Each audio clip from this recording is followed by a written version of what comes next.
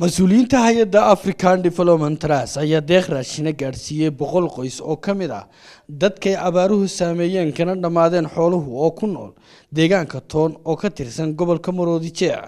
waxaana qaybinta raashinkaasi ka hadlay Cabdiqani Maxamed Qorane oo ah agaasimaha hay-adda African Development Trust waxaan soo gaarsiinay dad danyar ah oo dadkii abaartu ay saameysay oo ilaa 100 qoys ah raashin aan isleenahay wuxuu ku filaan doonaa hadii la yiraahdo bil in muddo bil ku filaan karayo raashinkaas waxa soo bixiyay Soomaali qurba jooga gaar ahaan Soomaalida ku nool UK magaalada la yiraahdo Leeds waxaan leenahay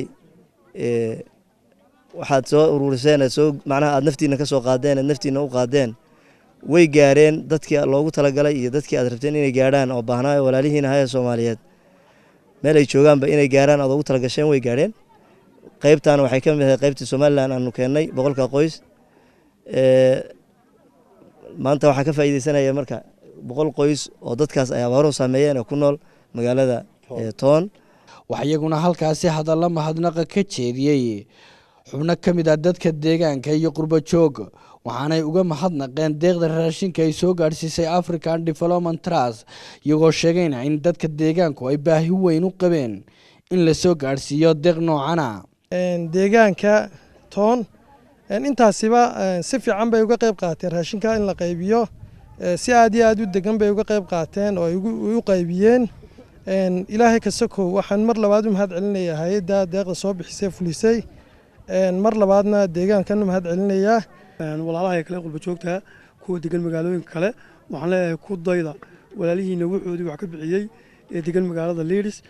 Bristol, London, Sheffield magaalooyinka waaweyn lama hayo waxaan leeyahay ka kaca fadhiga dadkeenu way baahan yihiin way dhibaataysan yihiin hay'addan DT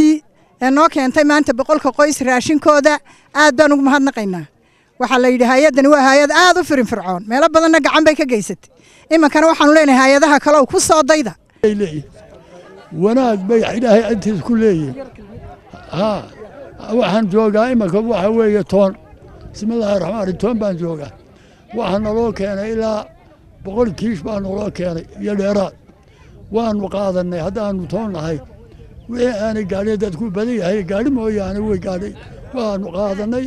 ilaahina oo maqanaynaa qodada noo keentay waxay aad keentayna ilaahay mahadnaqina markii ugu horeysay hay'adda African Development Trust ay deeq raashin ay gaarsiiso dad ku nool deegaanada Somaliland iyadoo horena u gaarsiisay raashin qaybo kamid ah gobolada kala duwan ee Somaliland Mukhtar Ismaaciil Ali telefishinka Universal Hargeysa.